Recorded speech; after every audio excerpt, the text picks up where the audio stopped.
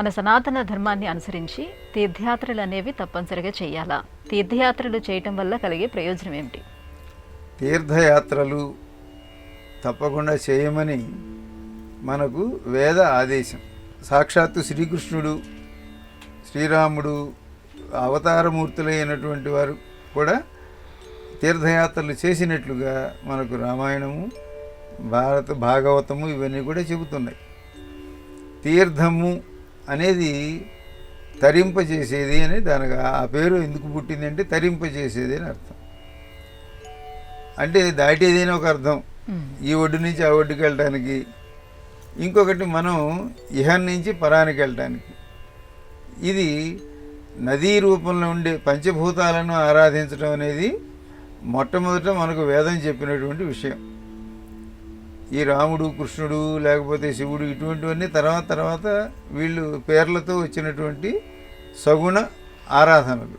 ఋగ్వేదం అగ్నిమీళే పురోహితం అని అగ్నిహోత్రుని పూజించండి అంటుంది, వాయువుని పూజించండి అంటుంది, నీటిని వరుణుని పూజించండి అంటుంది. ఇవన్నీ పంచభూతాలు కాబట్టి వాటితో బతుకుతున్నాం. అవి మన శరీరంలో ఉన్నాయి, మన బయట ఉన్నాయి. కాబట్టి ఏది విజృంభించినా మొత్తం సర్వనాశనం అయిపోతుంది.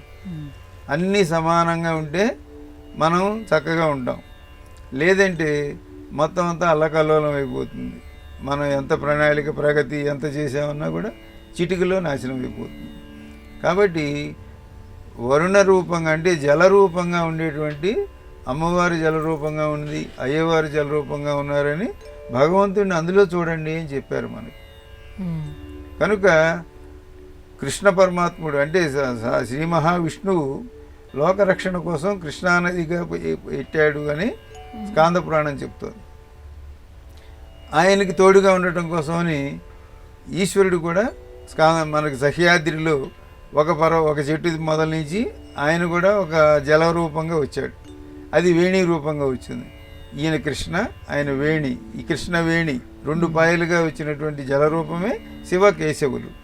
వాళ్ళిద్దరూ కలిసి ఒక నదిగా ప్రవహించారు. అంతా వచ్చిన తర్వాత చివరికి మళ్ళీ ఇద్దరు ఒకళ్ళు హంసల దేవి దగ్గర, ఒకళ్ళు సంగమేశ్వరం దగ్గర వాళ్ళు మళ్ళీ సముద్రంలో కలిశారని. కాబట్టి మనం అనుకునే నీళ్లుగా భావించకండి, నీళ్లలో దేవుడు ఉన్నాడు. అది దైవ స్వరూపము, భగవత్ స్వరూపము. కనుక మనం తీర్థయాత్రలు చేయటం వలన ఉన్న చోటనే ఉండకుండా, బావిలో కప్ప బావిలోనే ఉండి ఇదే ప్రపంచం అనుకోకుండా ఈ చుట్టూ విశ్వం ఎంత ఉందో చూడండి.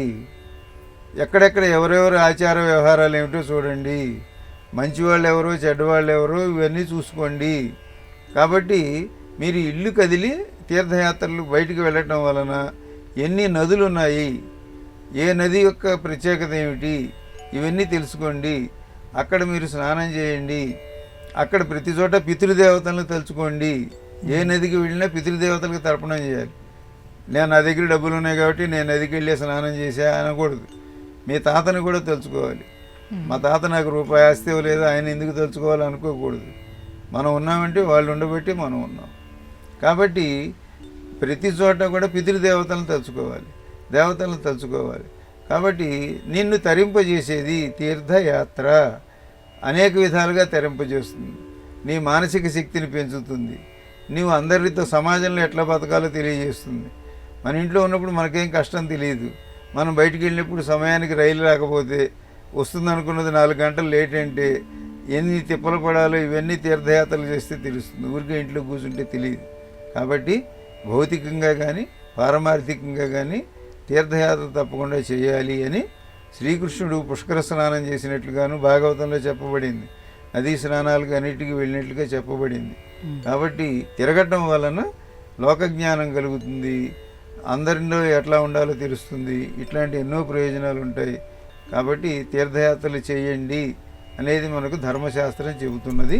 తప్పకుండా అందరం తీర్థయాత్రలు చేద్దాం.